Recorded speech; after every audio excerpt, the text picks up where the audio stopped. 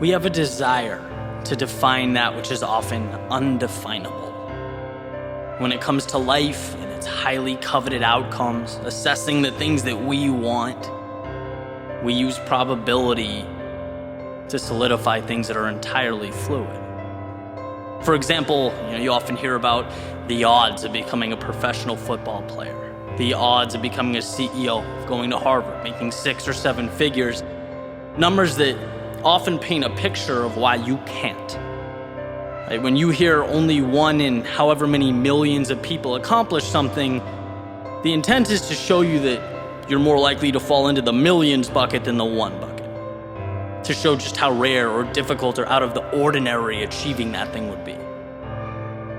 Almost like they're being compared to a lottery, a random number generator, luck, a pursuit in which you have zero control. Think of a huge glass jar, right? 1 red marble, 3 million green marbles, and it's like you close your eyes and you better pull out that red one, otherwise you won't become the Oscar-winning actor that you dream of being. And the problem with looking at life that way is that it overshadows the most important element of success, understanding just how much control you have. The 1 in however many hundreds or thousands or millions wasn't born that red marble in a jar full of 3 million green ones. No, he or she just did things differently, lived differently. They didn't relinquish control, they took control, and that's the difference. That's what matters.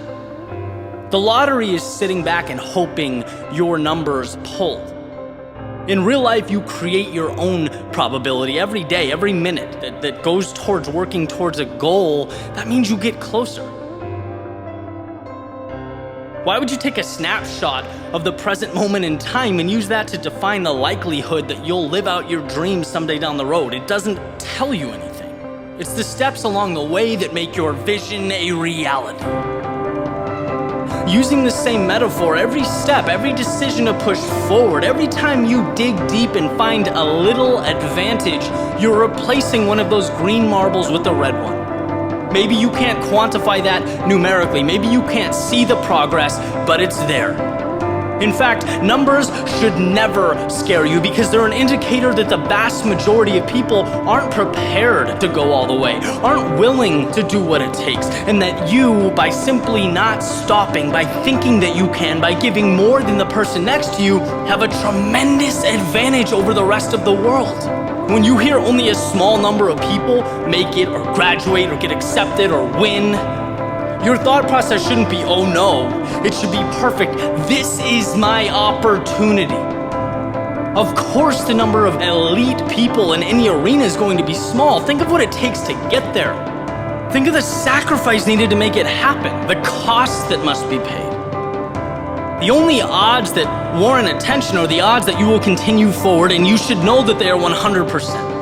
Because when you trust yourself to find a way, when you focus on how to make it happen, you have an advantage. The world around you, they focus on why things can't happen. They see what can go wrong. They harp on the fact that it's not easy. Remaining fixated on why you can, on finding a way, means you most likely will. The terms difficult or demanding or even unlikely, they have nothing to do with you crossing that finish line if you are 100% convinced you are going to do just that. Words like difficult, they just imply that there's going to be plenty of opportunities to quit and turn around along the way, a temptation that must and will be ignored. They mean that you will be tested, that you will have to ask yourself potentially numerous times if this means something to you, if it's truly worth it. And if the answer is yes, then the numbers, the probability, the odds, they are not an adversary, they are an ally.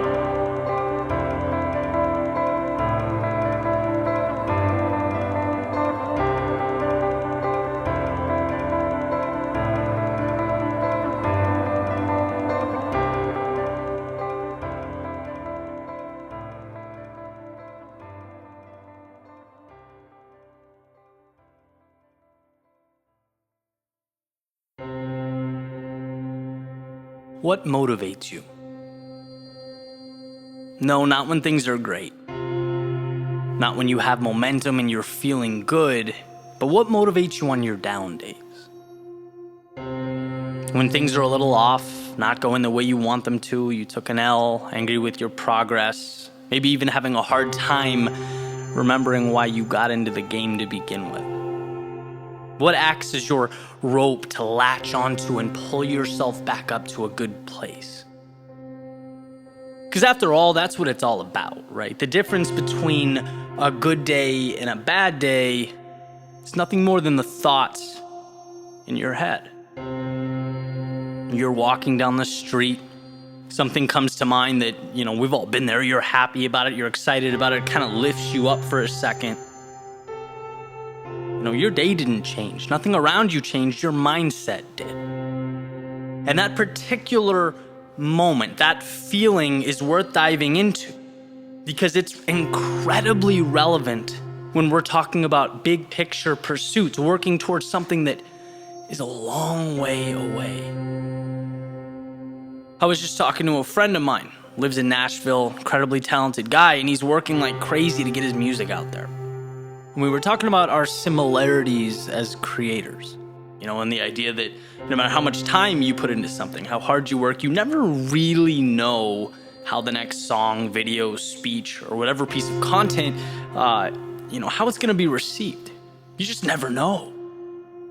And that can be tough, right? But where we got to in the discussion, and this is really my message to you, that same rationale can and should also be the spark that keeps you moving. Because yes, you're uncertain, but you are also always one creation away from your life changing. And that's the reality. Right? We are all only one creation, decision, or action away from altering our current trajectory. And that, I'll speak for myself, during my difficult times is what I latch onto, that excitement contained in the infinite possibility ahead. Maybe I haven't seen progress for X amount of time, but guess what? That says nothing about tomorrow. And I've talked about that a million times. Tomorrow can change faster than we can blink, but you have to see that. Consciously be aware. We all know how easy it is to look at our losses and think they're indicative of our potential or ceiling, but they're not.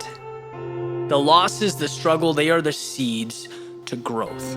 And I wish every single person that's accomplished anything of significance had all their risks, setbacks, periods of self-doubt and struggle documented somewhere so the world can see that avoiding pain and loss is not the formula.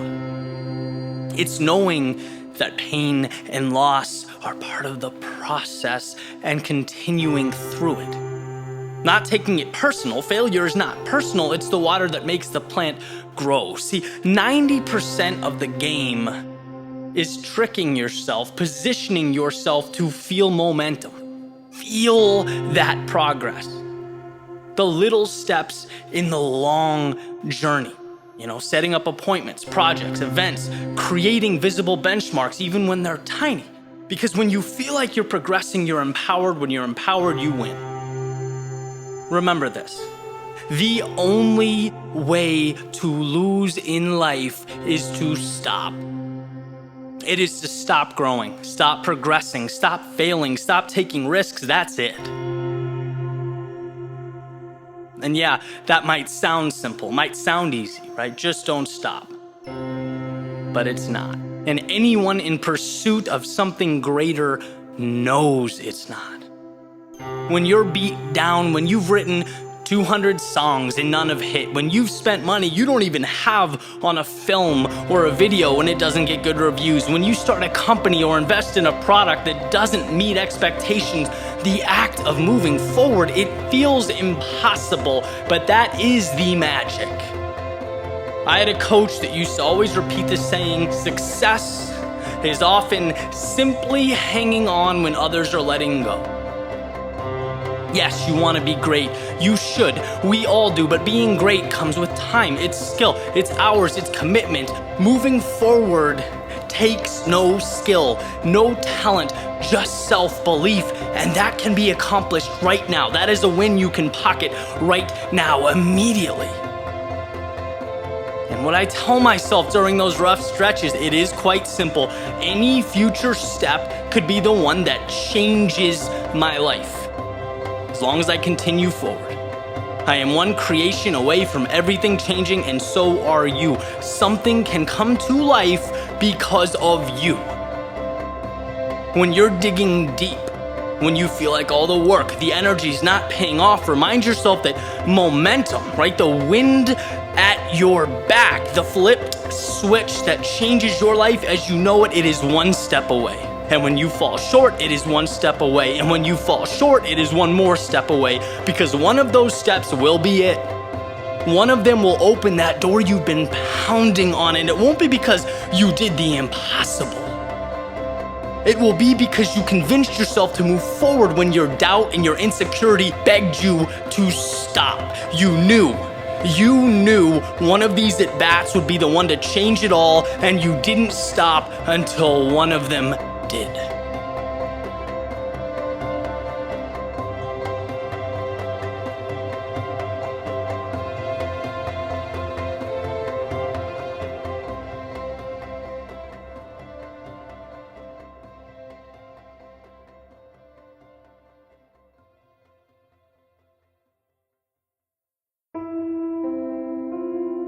I see time escape. From this view, the sun is rising, perfect, just like the day before it. I see people coming and going, making their way into the world. I see the steam rising up from my coffee cup, disappearing into a sky much bigger than me. I see ticking clocks. I hear time's impatient song, an orchestra of chirping birds and crashing waves. I hear people comparing and contrasting as they make their way into the world. I hear the sound of my computer turning on, each key a tiny rocket ship, making my thoughts tangible and taking them to galaxies undiscovered. I hear ticking clocks. I feel time's tough love, the coolness of the breeze against my skin. I feel people's uncertainty and their hope as they make their way into the world. I feel the paper between my fingers as I turn the page, converting stories to weapons tucked away for a future battle. I feel ticking clocks. If life is war, time is a mercenary, working for you when properly compensated or against you when neglected. And the way I see it, there are two approaches to any predicament: add your solution or subtract your problem. An invigorated soul has withdrawn, detached from all that does not empower, walked away from everyone's standards and expectations but their own. See, ticking clocks are individualized symphonies. They blend into the background and become the cadence to your triumphant march. When you have immersed yourself in that which you love, time is your heartbeat. And when you have not, it's a subtle warning sign, whispering of roads untraveled and gifts unopened, singing reminders that you must realign, that time can't be stockpiled or saved. It's loyal to no person. When you find yourself fighting to remember how precious the moment or beautiful the day, it's not a lack of time, but a lack of direction. You're fighting an enemy that would become an ally for the small price of passion and clarity. That's the North Star to be followed. Because beauty is seeing ticking clocks, not as a dwindling resource, but as a flowing river. And happiness is hearing ticking clocks, not as a finite melody, but as the breeze at your back as you float downstream. And perfection is feeling ticking clocks. Not as an obligation or imposition, but as a once-in-a-lifetime journey. A metronome for you to compose your masterpiece.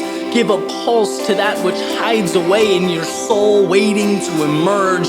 It is anything and everything seeking your direction. 1 second, one thought, one breath at a time.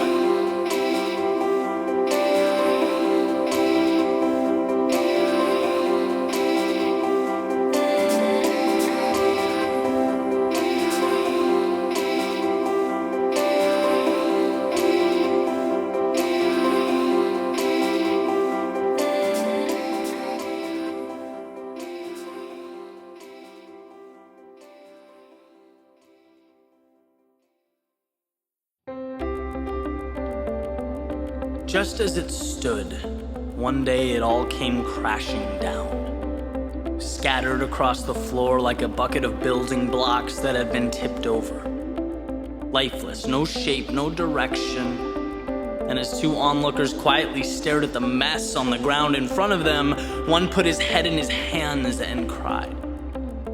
He reminisced of the beauty lost, the joy that used to exist, comfort, familiarity gone. In fact, he could see nothing but the ghost of what once stood in that very spot. The other, she looked on with curious eyes, wondered, imagined what could cherished memories and acquired wisdom build with these broken parts. Perhaps something far greater than what stood there before. Was it possible to build using not what today took, but what yesterday provided? Because before anything can begin, something inevitably must end. And while we'll miss what sits on the other side of that now locked door, let's not forget that a new one awaits, unlocked, slightly open, waiting for you to simply walk through.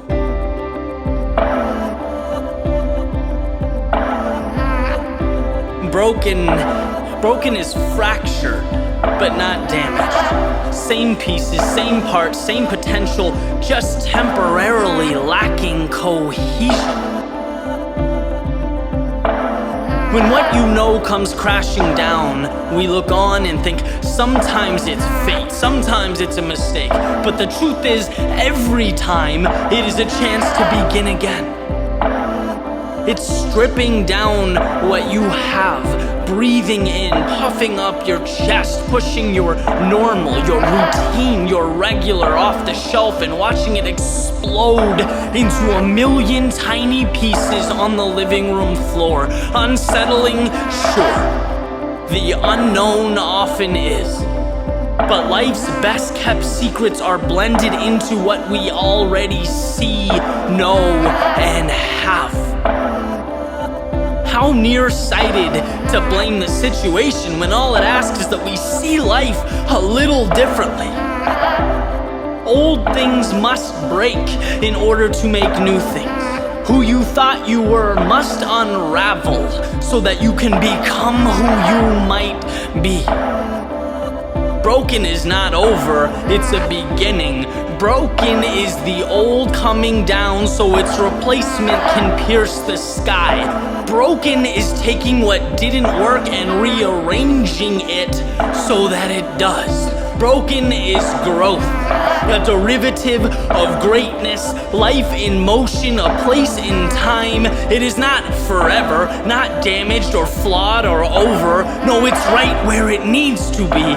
Chin up, eyes wide, expectations high. It's taking the same pieces that were holding you down, the very same pieces, and using them to lift yourself into the ether. Because somewhere But deep down, you've always known that that's where you belong. And until now, you just haven't let yourself leave the atmosphere. Until now, stars were fiction, make-believe lights illuminating the misconceptions that guided your every step. A notion that, in the name of progress, needs to break, rearrange. It must become the very armor that you wear.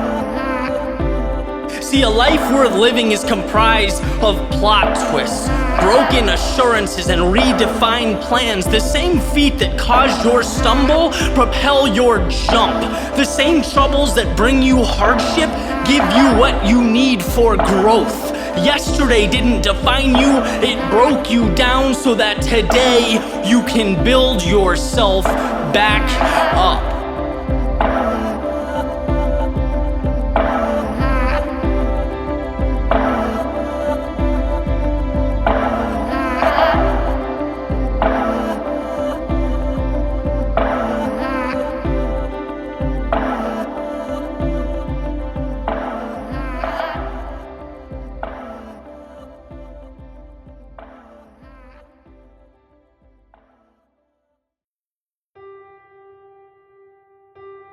What exactly is an idea worth?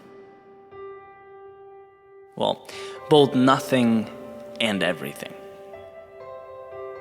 You can have two people with the same idea, but there's absolutely no guarantee the results will be comparable, right? It's the execution of that idea that brings the conceptual to life. See, a lot of people have ideas of being great in a particular field. They have the idea to be fantastic business owners or improve or change their lives, yet few can accomplish this. Few succeed. And it's because it's the wheels hitting the road that get you to your destination. It's not just the map you pull out and study on your couch. That's what people miss, right? The details. The carrying out or putting into effect of a plan.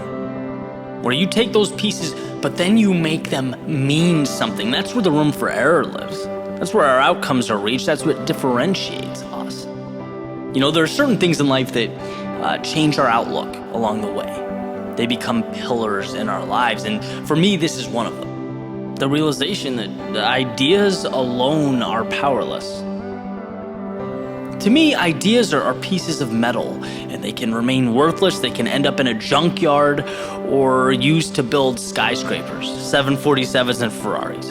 Right? The idea itself is just talk. It's entertainment. It's my commitment to carrying it out. That's everything. That's where destiny is shaped. And in 2019, right, the work I'm doing in a digital age, most people have cell phones and access to fundamental resources. The access to attention. Everyone has ideas and the means to carry them out. But the best material rises to the top. Those who provide value emerge as influential. And it's funny looking back, right? For years, I had an idea of what I wanted to build. I knew what I wanted my platform to look like, what I wanted to say, but there was certainly an opportunity missed in the physicality of what I was doing, right? Tangibly bringing this thing to life. Was I paying close enough attention to the right things? Even now, I was just on a mastermind call discussing Instagram analytics with some good friends of mine. They're in the podcasting world. And we're going through the numbers, and I'm deciphering between my overarching idea of what I have for, my account and the reality of post engagement. And it's amazing, right? That, some posts resonate more than others. And looking at these numbers, it's like, you got me. There was no rhyme or reason to some of the things, some of my strategy. And now I know there's opportunity in my execution. And I feel like, that's an example. But that applies everywhere. It's great to have goals, you should. But the little things, the little steps, they should line up, right? They determine how quickly, if at all, you get to where you want to be. It's in the doing, the details, the execution of ideas that make you better than the next person, stronger. They give you the advantage, the lift, the value add. That's why being action-oriented is so critical. Because a lot of the times, there's not a single answer you need, as badly as we want that, right? There's no perfect or flawless vision. Sometimes you really do need to just go. and let the answers manifest. You move, you progress. And when you inevitably stumble, you become better equipped to execute. Your ability to differentiate yourself is enhanced.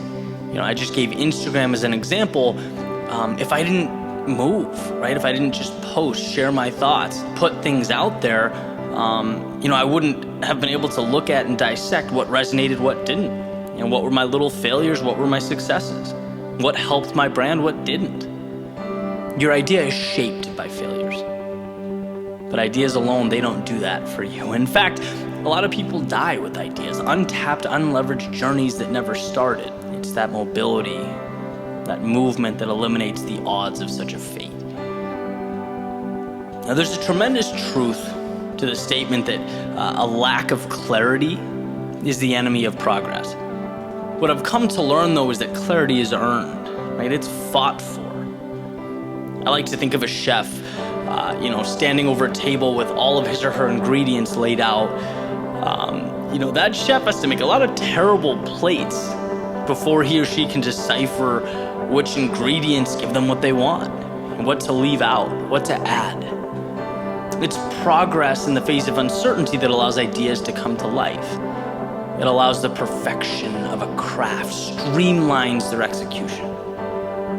Because other chefs who don't endure that will only have their ideas, their concepts, the perfect meal or perfect restaurant, but it's just a could have. So give less respect to the ideas coming into your head and more respect to the execution that allows those ideas to take shape, to be shared. Let's be metaphorical chefs in our own world.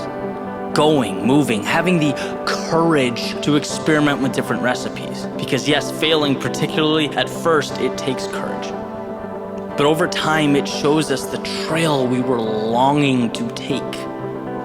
You can't get to your destination without experiencing the journey, so why not start traveling a little smarter?